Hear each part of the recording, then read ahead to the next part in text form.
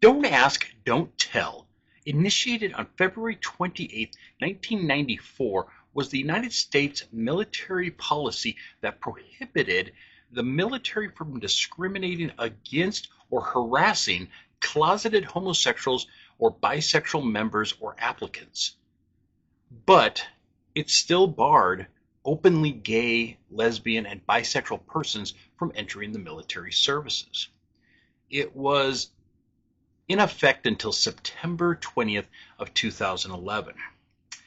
How many men and women were affected by this policy, I'm sure is not even really known, but I know one person that it was affected by, and that's Barry Winchell. This is his story. Hello, my name is Sean. If you're new here, then welcome to my channel. If you are returning, then welcome back. I'm glad to see you have returned. Twice a week, I research true crime that I find interesting to tell you about. I want to make sure that the victims are remembered because there's a lot of victims out there to remember, and it's easy to remember a serial killer's name, but when there's many victims behind there, they're the ones who really need to be remembered.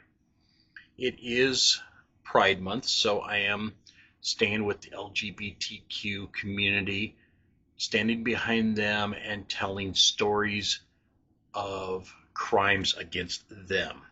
There's too many hate crimes in America and around the world, and that just needs to stop. If you're not subscribed, please do so. It's free. I do appreciate, each and every one of you.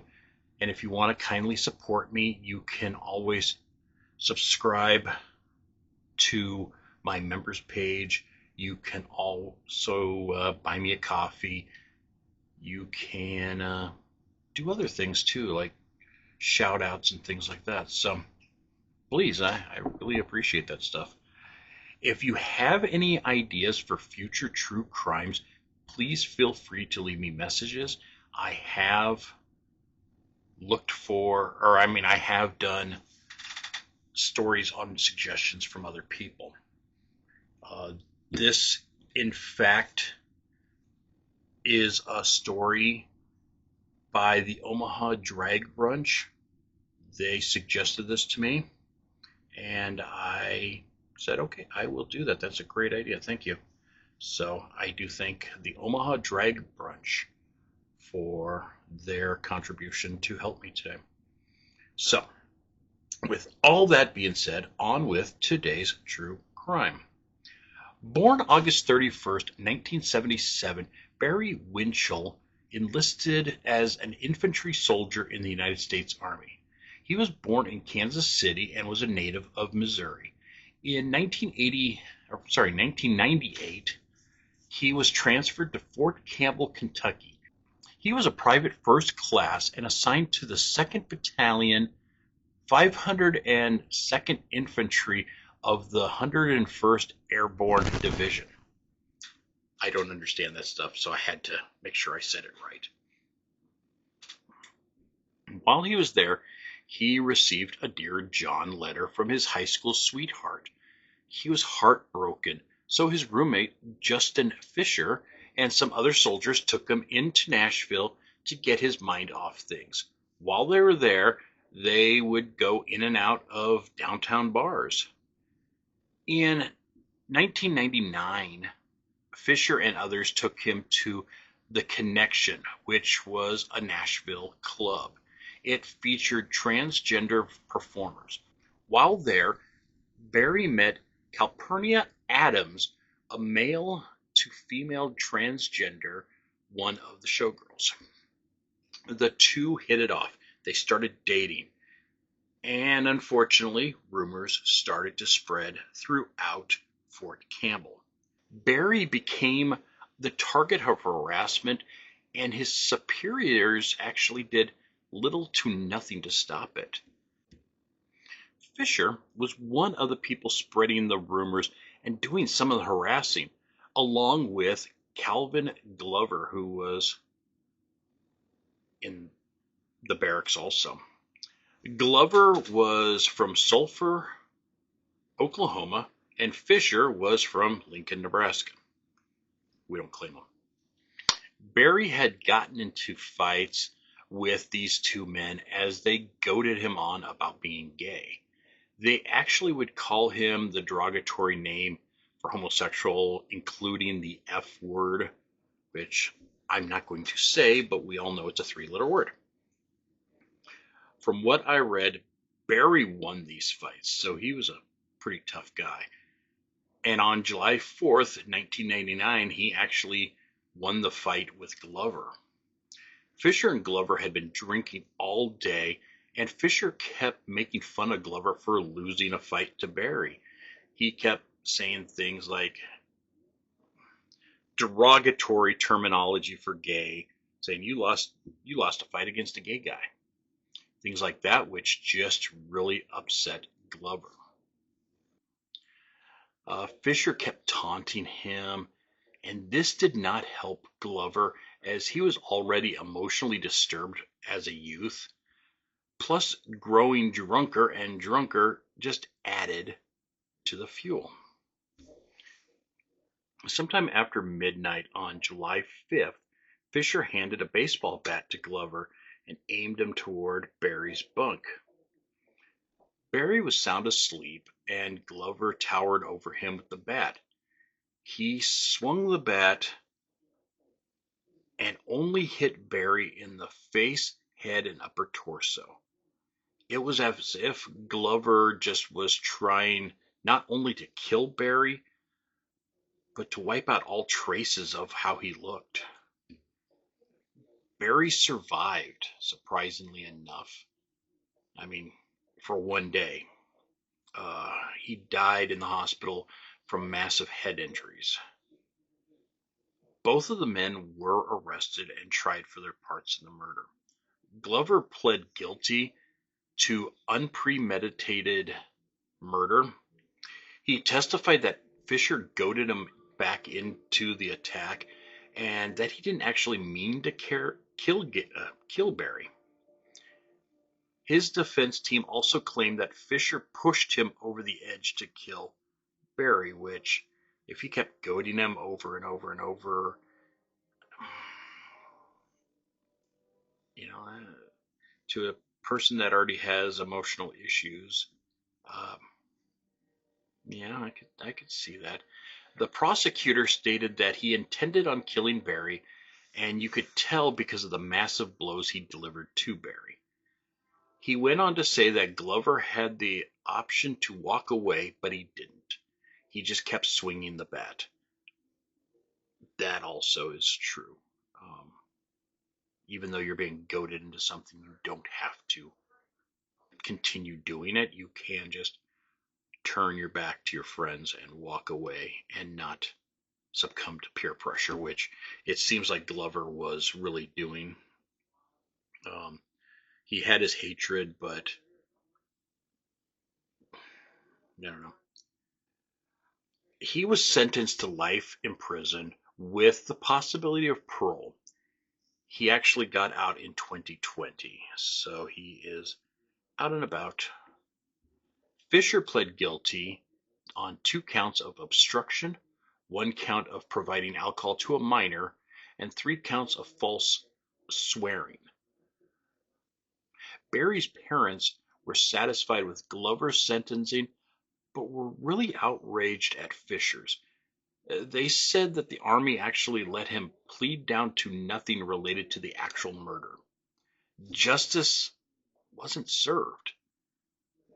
You know, yes, he didn't commit the murder, but he egged it on, so I'm sure there could be some charge that could suffice against him. Fisher received a sentence of 12 and a half years in prison, but only served 7 before he was paroled.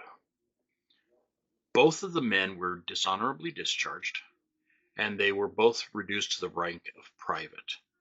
They were also ordered to forfeit all their pay and all their benefits, which could be a substantial amount. After the murder, Secretary of Defense William Cohen ordered a review of the Don't Ask, Don't Tell policy. Also, Barry's parents, Wally and Patricia Kutlis, I think that's how you pronounce it, Kutlis, pressed to have them re-examine the policy. With them campaigning along with the LGBT activists, the commanding general at Fort Campbell, Major General Robert T. Clark, refused to take any responsibility for the anti-gay climate at the fort under his command. He just, I don't know, took no part in it, and it's just kind of sad. In 2003, the film Soldier's Girl was based on Barry's murder and the events that led up to it, and that was released. I have not had a chance to see it.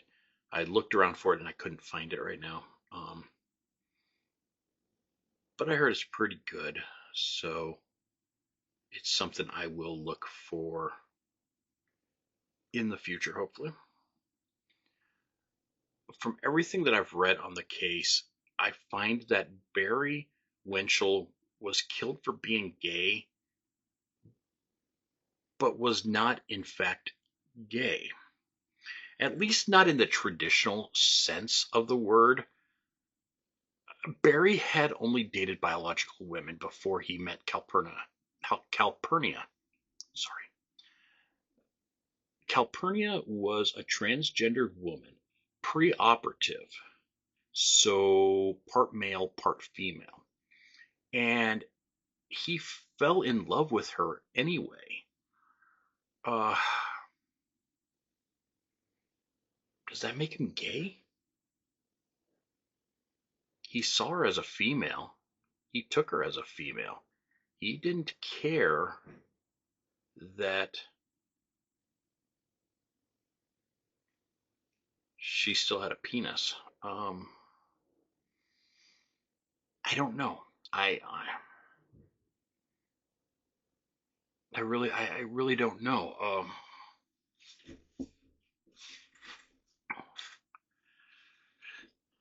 I know there's a lot of people out there probably screaming at the screen right now saying, no, he's gay, he's gay. But if you don't see her as gay or as a male, why would that make you gay? You know, it'd be the same thing if you go to a bar and meet what you think is a woman and, start making out and dating and hanging out forever and not having sex with the person for months, until you go below that belt and find out what's actually down there. Does that make you gay, or are you falling in love with the person? Uh,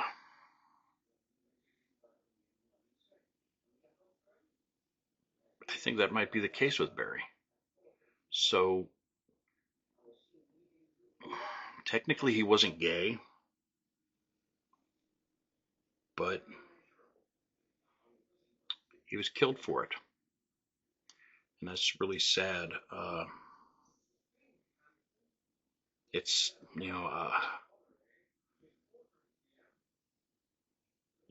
you love who you love,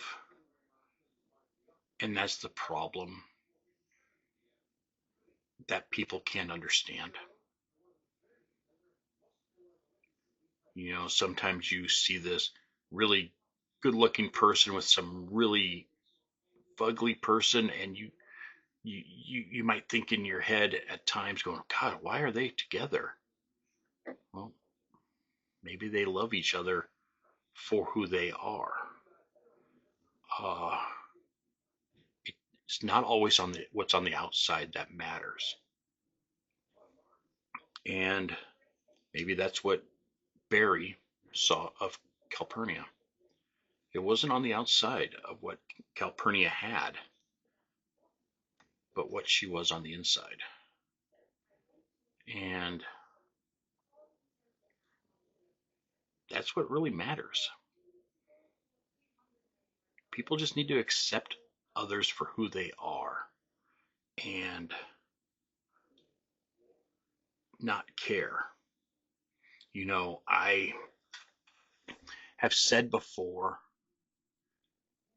that, you know, being transgender, not something for me. I don't understand it the greatest.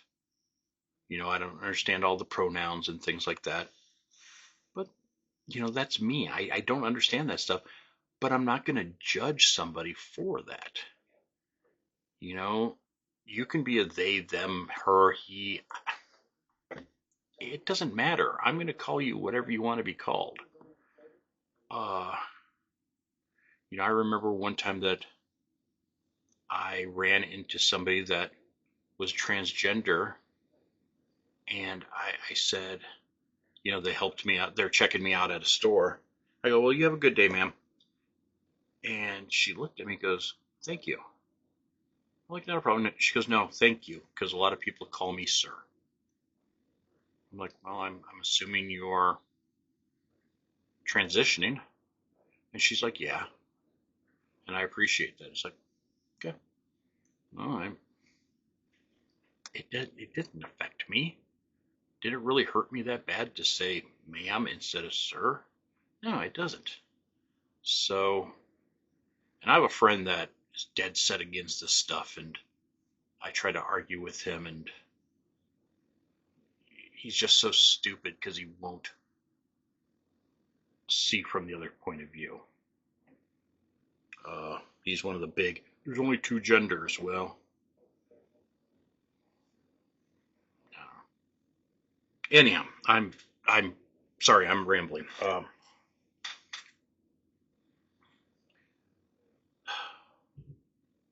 Barry, I am sorry for your loss. I'm sorry for what happened to you. Calpurnia, I'm sorry for your loss. Wally, Patricia, I'm sorry for the loss of your son. May he be remembered for a long time. So, that being said, thank you for watching. If you're not subscribed, please do so.